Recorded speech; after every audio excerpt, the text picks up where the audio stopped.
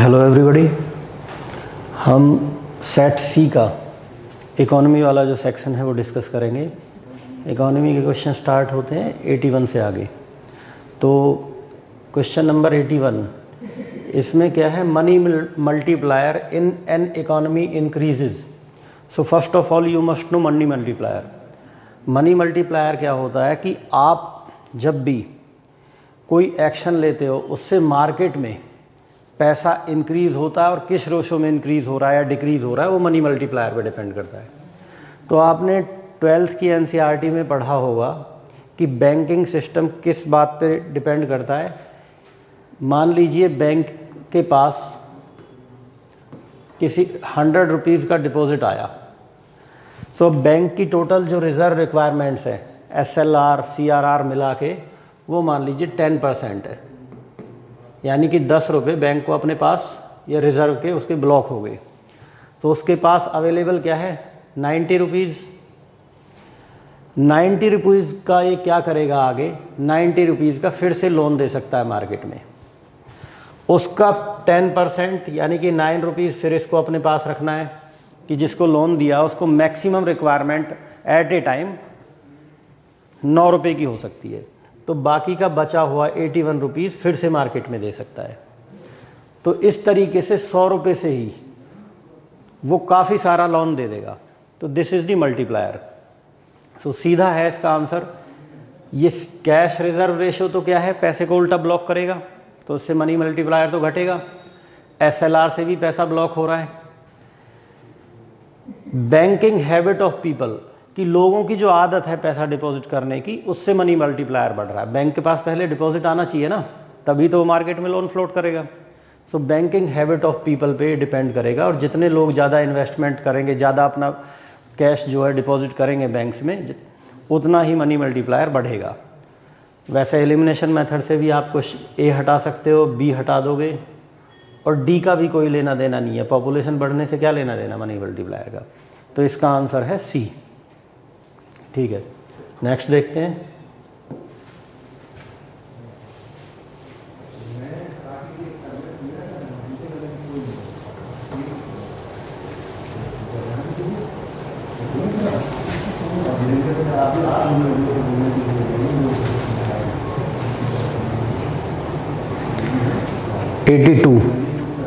With reference to Indian economy, demand pull inflation can be caused by। अब demand पुल inflation क्या है कि demand बढ़ रही है, उसकी वजह से इन्फ्लेशन बढ़ रही है। तो डिमांड कैसे बढ़ सकती है, एक्सपेंशनरी पॉलिसीज़। एक्सपेंशनरी पॉलिसीज़ किसी की भी हो सकती है, प्राइवेट सेक्टर की या गवर्नमेंट सेक्टर की। एक्सपेंशन जब गवर्नमेंट या प्राइवेट सेक्टर कोई भी करेगा, इट मीन्स कि वो ज़्यादा इन्वेस्टमेंट कर रहा है, ज़्यादा एम्प्लॉयमेंट जनरेशन होगी, डिमांड होगी। तो डिमांड होगी तो अपने आप रेट्स ज़्यादा जाएंगे, यानी कि इन्फ्लेशन बढ़ जाएगी। Fiscal stimulus. फिस्कल स्टिमुलस क्या होता है, जब इकोनॉमी में सरकार अलग से पैसा डालती है डिमांड बढ़ाने के लिए, सोशल सेक्टर पे के थ्रू खर्चा करेगी, या और भी डिफरेंट जो है इंफ्रास्ट्रक्चर प्रोजेक्ट्स के थ्रू, ताकि लोगों के पास पैसा आए और डिमांड बढ़े। तो it means option 1 is correct. Fiscal stimulus is okay.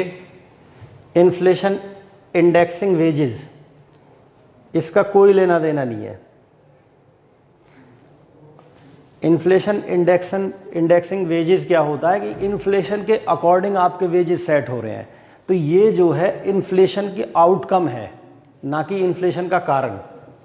सो ये ऑप्शन नहीं होगा।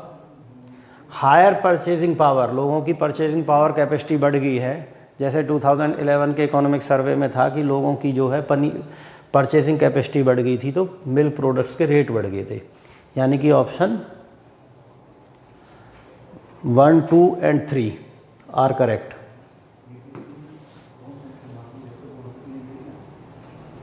Option 1, 2, 4, 1, 2 and 4 are correct. Option A is right. 1, 2 and 4 में क्या है, A is correct. Expansionary policies, fiscal stimulus, ये कट जाएगा। Higher purchasing poverty rising interest rate cut जाएगा। ठीक है, तो answer will be A. Next question देखते हैं।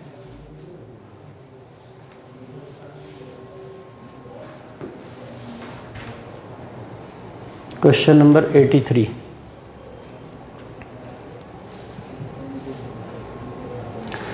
With reference to the India, consider the following statement. Retail investors through Demat account can invest in treasury bills and Government of India debt bonds in primary market. ये current से related सवाल है। अभी जो RBI ने allow किया है कि रिटेल इन्वेस्टर्स भी गवर्नमेंट सिक्योरिटीज़ में इन्वेस्ट कर सकते हैं गिल्ट अकाउंट्स के थ्रू। उनको क्या करना पड़ेगा, गिल्ट अकाउंट खोलना पड़ेगा और उसके through they can directly invest in government bonds. So statement 1 is correct. The negotiated dealing system order matching is a government security trading platform of Reserve Bank of India. So ये भी RBI ने अभी start किया है।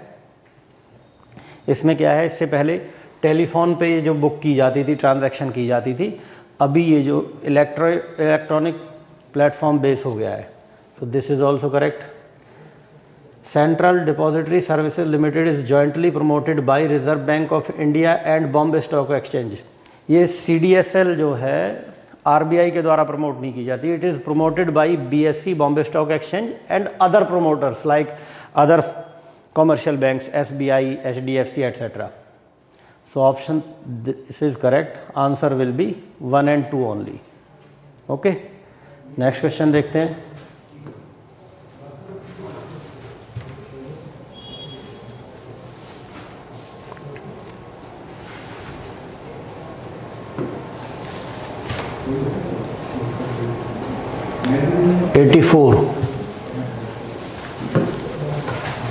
With reference to the water credit consider the following.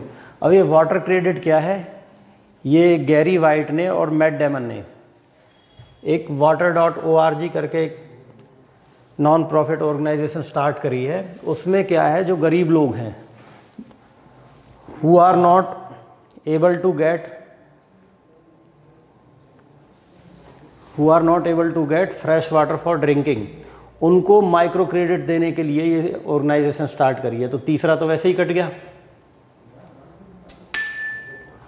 It aims to enable the poor people to meet the, हाँ ये तीसरा भी ठीक है। ग्लोबल वर्ल्ड हेल्थ ऑर्गेनाइजेशन वाला कट गया क्योंकि ये water.org की है, गैरी वाइट और मैट डेमन की। So answer 1 and 3 are correct. Only 1 and 3 are correct, second is wrong. Next देखते हैं।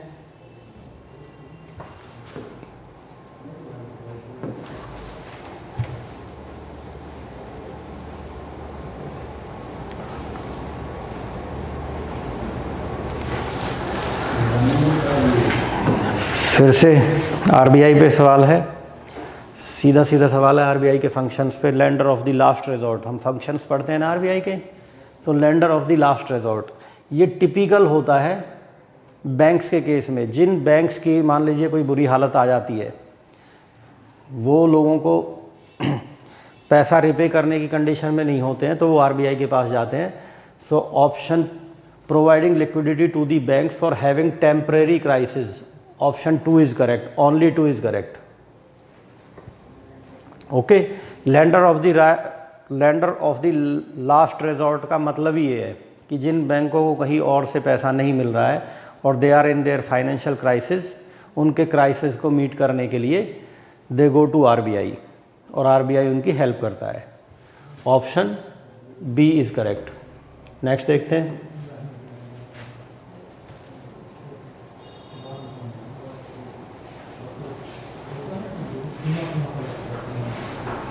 एटी सिक्स का देखते हैं। R2 कोड ऑफ प्रैक्टिसेस, ये एनवायरनमेंट से रिलेटेड है। इसका सीधा है सस्टेनेबल इलेक्ट्रॉनिक रिसाइकलिंग के लिए। Answer A is correct. Next देखते हैं 87।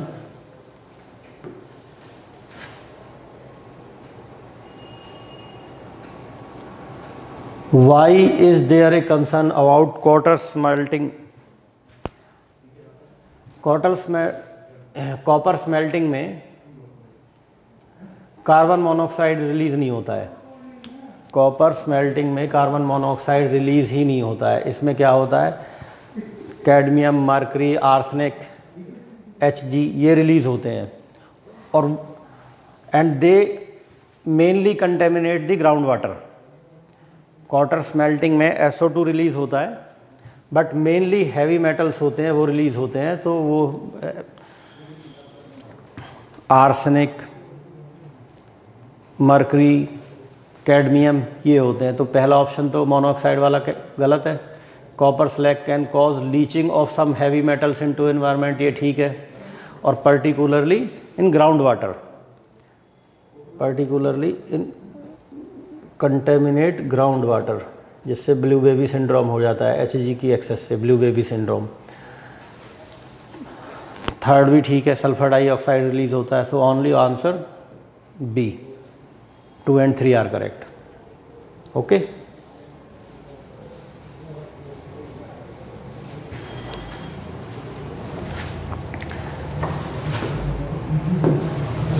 नेक्स्ट देखते हैं 88।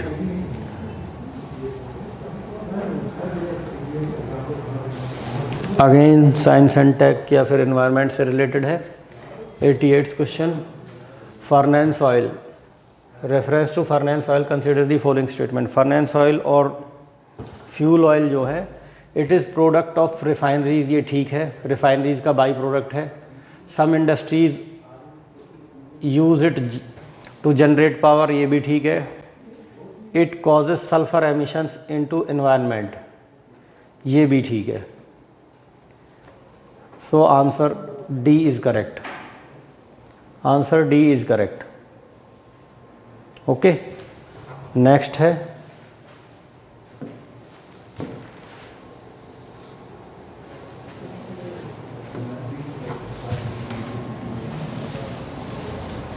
89।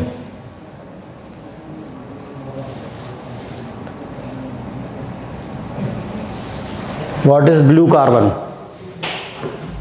जहां ब्लू आ गया that is related to oceans और वाटर बॉडीज। ब्लू कार्बन क्या है? The carbon that is captured, carbon that is captured in water bodies, oceans, that is blue carbon. So blue carbon क्या है? Carbon captured by oceans and water body, coastal ecosystem. Option A will be correct. Next है 90th, the nature of which of the following, फिर से environment का है, इसका सीधा answer है lichens and Moses. Lichens and Moses ये हैं जो वाटर में हो जाती हैं without requirement of soil. Next question है 91, consider the following statement. The governor of Reserve Bank of India is appointed by central government, बिल्कुल ठीक है, सेंट्रल गवर्नमेंट द्वारा अपॉइंट किया जाता है, is appointed by central government and approved by cabinet committee on appointments. Certain provisions in Constitution of India give the central government the right to issue directions to the RBI in public interest. In Constitution there are no such directions. These are in RBI Act. These directions are given by government to the central bank through 1949 Act. The governor of RBI draws power from the RBI Act 1935. So this is correct. 1 and 3 are correct. 2 is wrong. Okay, there is no any provision in Constitution in which center is authorized by Constitution. So 1 and 3 are correct. Option C is right. Next.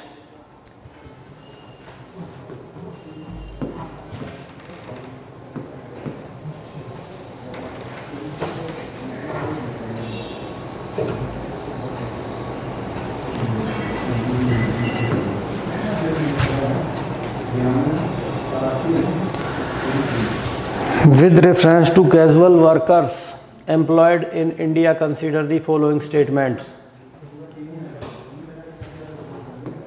India एक कैसा state है? India is a welfare state. So liberal interpretation में अगर आपको नहीं भी आता है तो लिबरल इंटरप्रिटेशन में क्या है कि सबका भला गवर्नमेंट करना चाहती है। और वैसे भी 2019 के कोड ऑन वेजेस पे के थ्रू जो है ये सारी statement, all the casual workers are entitled for employees provident fund coverage, बिल्कुल ठीक है। All casual workers are entitled for regular working hours and overtime payment, बिल्कुल ठीक है। Overtime payment is double of the payment for wage payment for the regular working time. The government can by notification specify that establishment or industry shall pay wages only through bank accounts, ये भी बिल्कुल ठीक है।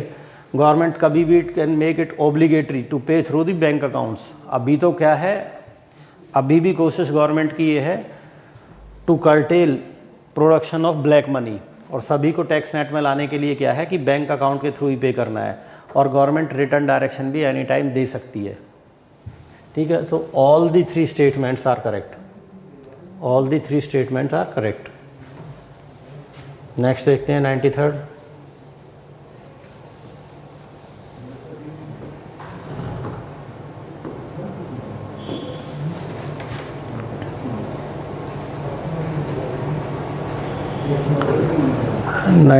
देखते हैं, Which of the following steps is most likely to be taken at the time of economic recession? Economic resection के time पे क्या होता, लोगों के पास ना तो एम्प्लॉयमेंट है, एम्प्लॉयमेंट नहीं है तो उनकी इनकम नहीं है, and if there is no income then obviously there will be no demand. So what government do, recession के टाइम पे गवर्नमेंट क्या करती है, स्टिमुलस पैकेज डालती है इकॉनमी में, बहुत सारे काम करवाती है सो दैट लोगों को एम्प्लॉयमेंट मिले। एम्प्लॉयमेंट मिलने से क्या है, उनकी परचेजिंग पावर बढ़ेगी, परचेजिंग पावर बढ़ने से क्या है, इकोनॉमी में डिमांड स्टार्ट होगी। तो जहाँ पे इंफ्रास्ट्रक्चर डेवलपमेंट हो रही है साथ में क्या है, उनकी डिमांड बढ़ेगी, तो इकोनॉमी एक दोबारा से स्टार्ट हो जाएगी। तो ऑप्शन क्या आएगा, cut in tax rate accompanied by increase in interest rate, नहीं, increase in expenditure on public projects. जैसा 2008 में सारी दुनिया ने किया था, सब प्राइम क्राइसिस आने के बाद यूएस ने स्टिमुलस पैकेज दिया था, इंडिया ने भी किया है, पब्लिक प्रोजेक्ट्स पे बहुत सारा पैसा खर्च करते so that people get the money and their purchasing power is increased, और इकोनॉमी में दोबारा से डिमांड क्रिएट की जाती है ताकि इकोनॉमी रिसेशन से बाहर आ जाए। So option B is correct. Next देखते हैं 94। 94, consider the following statements. Other things remaining unchanged, market demand for good might increase if, किसी प्रोडक्ट की मार्केट डिमांड कब बढ़ेगी, ऑब्वियसली जब उसके या तो प्राइसेस डाउन हो जाएं या उसके सब्स्टिट्यूट के प्राइसेस बढ़ जाएं, ठीक है। तो prices of its substitute increase, मान लीजिए मेरे को कार लेनी है, मैं कार लेना चाहता हूँ होंडा सिटी, होंडा सिटी और वरना की सेम रेंज है, अचानक से पता चला होंडा सिटी के रेट बहुत बढ़ गए, तो मैं क्या करूँगा, छोड़ो यार वरना ही ले लो। तो अगर उसके सब्स्टिट्यूट के प्राइस अचानक से बढ़ जाते हैं तो एक प्रोडक्ट की डिमांड बढ़ जाएगी। सेकंड क्या है, price of its component increase, कोई लेगा ऐसी चीज़ जिसके कंपोनेंट के प्राइस बढ़ जाएं, कोई भी नहीं लेगा। अब फोर्ड यहाँ से चली गई है, सबको पता उसके पार्ट्स जो है महंगे हो जाएंगे कुछ दिन बाद, अचानक से एंडीवर के जो रेट्स गिरने शुरू हो गए हैं, लोग खरीदना नहीं चाह रहे हैं, तो ये तो गलत है। The good is an inferior good and income of the consumer increases, अभी जब आपकी इनकम ज़्यादा नहीं है तो आप क्या करोगे, छोटी सी एक कार ले लोगे, इनकम बढ़ जाएगी तो आप बड़ी लोगे, तो इन्फीरियर गुड क्यों लोगे, ये भी नहीं होगा, उससे तो डिमांड घटेगी ना। अगर इन्फीरियर गुड्स की तो डिमांड घट जाएगी अगर आपके पास पैसा आएगा। Consider the following statement other thing. तो इट्स प्राइसेस फॉल, अगर किसी चीज़ के प्राइसेस बढ़ गए हैं, आप सोचोगे अरे नहीं यार फ़िलहाल ऐसे में सस्ती मिल रही है जल्दी में ले लो, तो option 1 and 4 are correct, only 1 and 4 are correct. Okay, next देखते हैं। नेक्स्ट देखते हैं 95।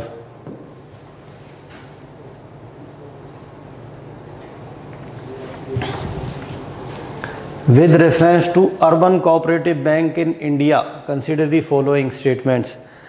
अर्बन कोऑपरेटिव बैंक्स और प्राइमरी कोऑपरेटिव बैंक्स, ये क्या है इंडिया में? These are registered as societies, cooperative societies. India में अर्बन कोऑपरेटिव बैंक्स जो हैं इनको प्राइमरी कोऑपरेटिव बैंक भी कहते हैं, और ये कोऑपरेटिव सोसाइटीज़ रजिस्टर होते हैं। Are registered with registrar of state cooperative societies, registrar of cooperative state cooperative societies, उसके साथ रजिस्टर होते हैं। अभी क्या है, रिसेंटली भी नहीं, 1 मार्च 1966 में आरबीआई को इनको रेगुलेट करने के लिए ऑथराइज कर दिया था। फ्रॉम 1 मार्च 1966 से आरबीआई को इनको रेगुलेट करने के लिए ऑथराइज कर दिया था, और आरबीआई इनको सेम वे में रेगुलेट सुपरवाइज करता है जैसे बैंक्स को करता है। ठीक है, so they are supervised and regulated by local boards, गलत है। सुपरवाइज्ड एंड रेगुलेटेड बाय या तो registrar of cooperative societies of the states होगा या आरबीआई होगा, दोनों वो करते हैं, सुपरवाइज करते हैं। दे कैन इशू, ये ठीक है, they can issue equity and share preference shares, ये ठीक है ऑप्शन। और तीसरा भी ठीक है, only 2 and 3 are correct. First is wrong, they are supervised and regulated by RBI, okay, और registrar of state cooperative societies. So answer 2 and 3, answer B is correct. Okay, next देखते हैं 96।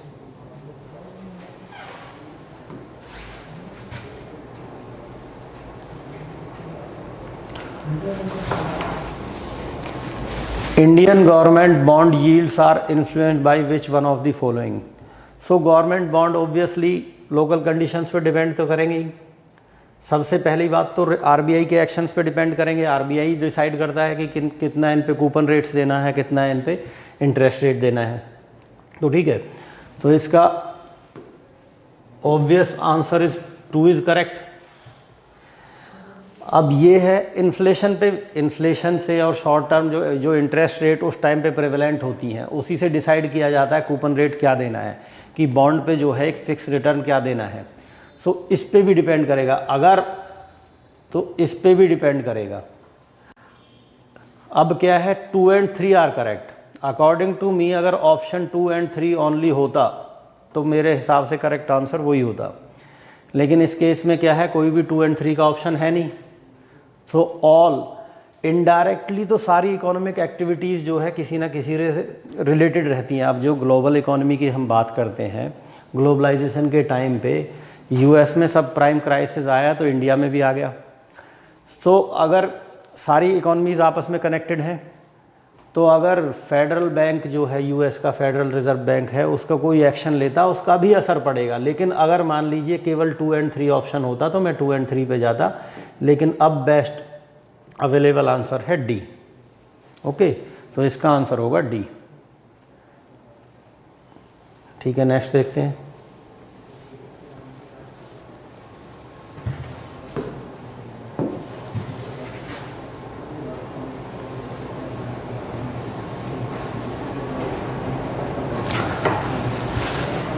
Consider the following foreign currency convertible bonds, foreign institutional investment with certain conditions, global depository receipts, non-resident external deposits. Which one of the which of the above can be included in FDI?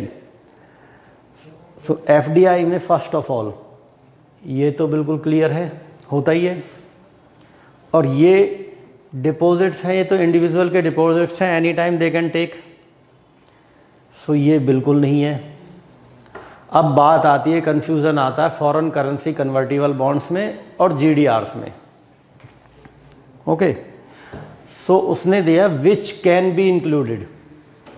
हालांकि 2009 के time पे तो RBI ने clearly कहा था foreign currency convertible bonds और global GDRs FDI में consider नहीं होंगे, लेकिन अब वो कह रहा है विच कैन बी। सो जो this is also a tool to raise foreign capital.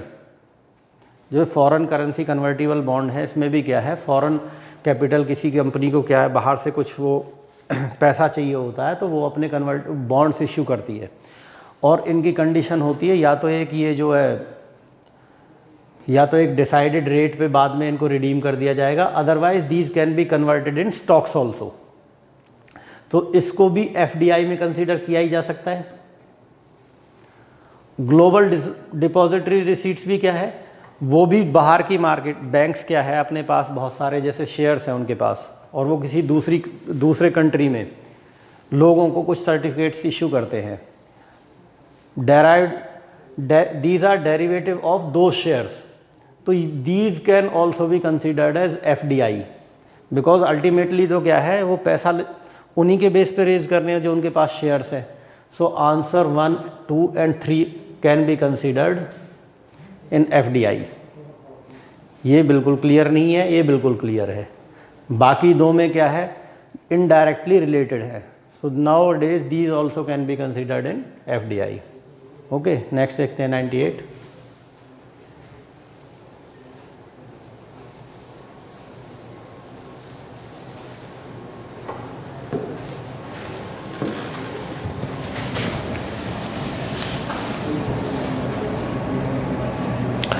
Consider the following statements. The effect of devaluation of currency is that it necessarily, first of all, devaluation क्या होता है? devaluation होता है कि हम अपनी currency की वैल्यू डाउन कर देते हैं विज़ अनदर फॉरेन करेंसी। जैसे मान लीजिए हमारा अभी जो है 70 रुपये में एक US डॉलर आता है, अचानक से हम क्या कर देते हैं 80 रुपये में एक US डॉलर कर देते हैं, अपनी करेंसी को डिवेल्यूएट कर देते हैं कि अब हमने एक डॉलर में 80 रुपये देने शुरू कर दिए।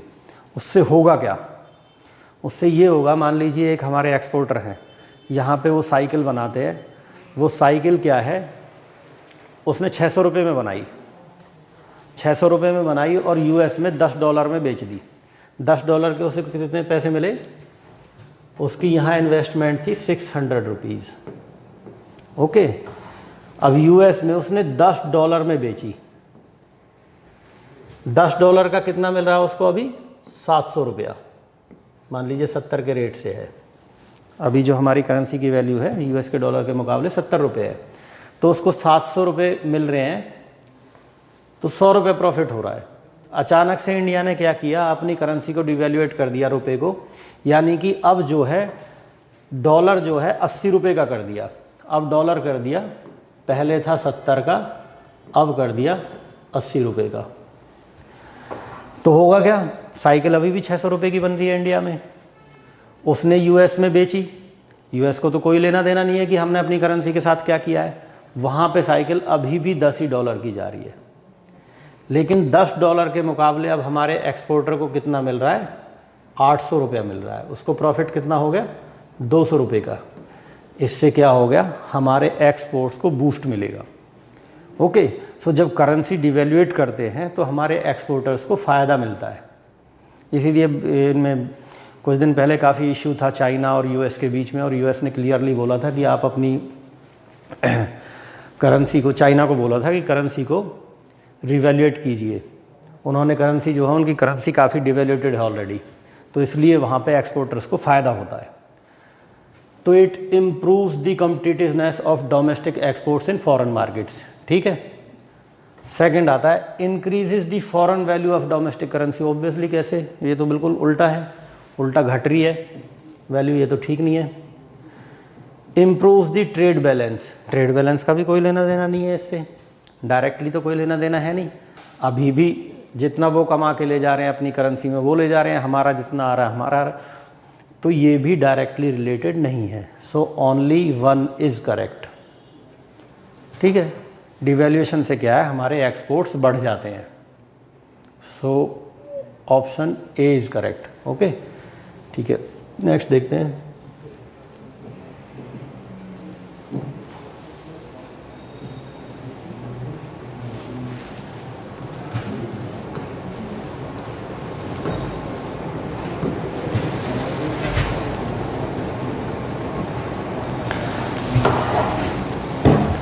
Which of the following effect of creation of black money in India has been the main cause of worry to the government of India? First of all, question बहुत ढंग से पढ़ो। Effect of black money, question क्या है, effect of black money, कि black money का कारण कौन सा है जिससे गवर्नमेंट परेशान है। ठीक है, obviously what is the black money, black money वो है जो गवर्नमेंट की जानकारी में नहीं है, which is not under the tax net, वो सारा ब्लैक मनी है। जो आपके टैक्स नेट में नहीं है, जिसका आप रिटर्न फाइल नहीं करते हो, that is all black money. जिसका सरकार को पता नहीं चल रहा आपके पास कहाँ से आ रहा कहाँ जा रहा, that is black money.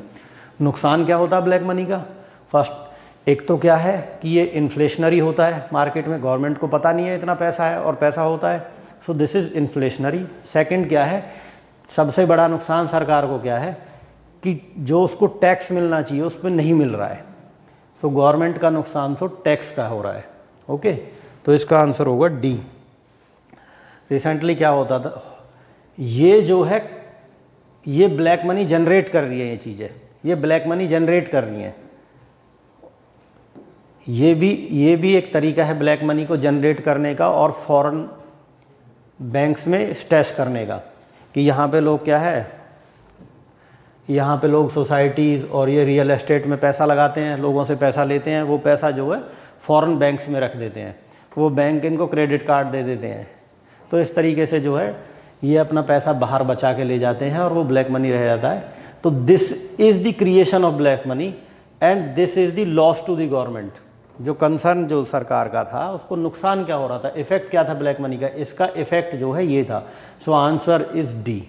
Okay, next question देखते हैं, लास्ट वन।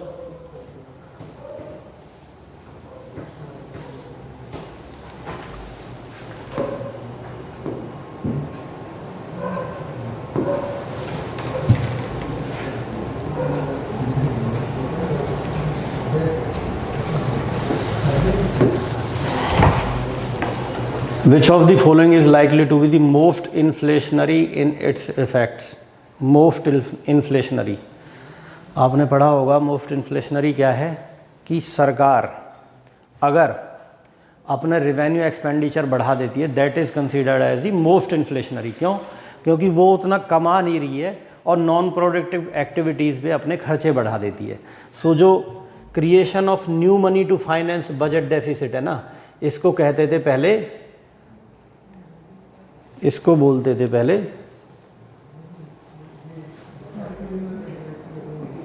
मॉनिटाइज्ड डेफिसिट। ये जो मॉनिटाइज्ड डेफिसिट थी ये सबसे खतरनाक रहती है। क्यों, क्योंकि हम जो है अपने अनप्रोडक्टिव एक्टिविटीज़ पे अपना एक्सपेंडिचर बढ़ा रहे हैं।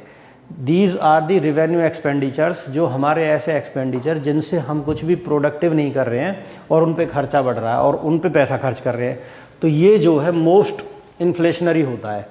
Repayment of bad debt, public debt, अब रिपेमेंट तो पब्लिक डेट की जा सकती है, जो हमने डेट ले रखा उसको रिपे कर रहे हैं, उससे कुछ इन्फ्लेशनरी थोड़ी होगा, वो ठीक है टेम्परेरी हो सकता है, बट अल्टीमेटली तो वो पैसा ऑलरेडी ले रखा है।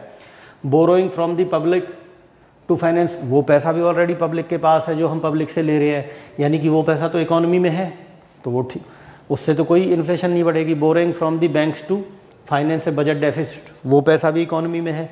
ये पैसा क्या है, हम नया पैसा एक क्रिएट कर रहे हैं जिसके पास हमारे पास बैकिंग नहीं है, वो पैसा क्रिएट करके और अगर हम खर्चा करते हैं तो this is the most inflationary. तो answer will be D. Okay, thank you. These are the answers for these questions. Thank you.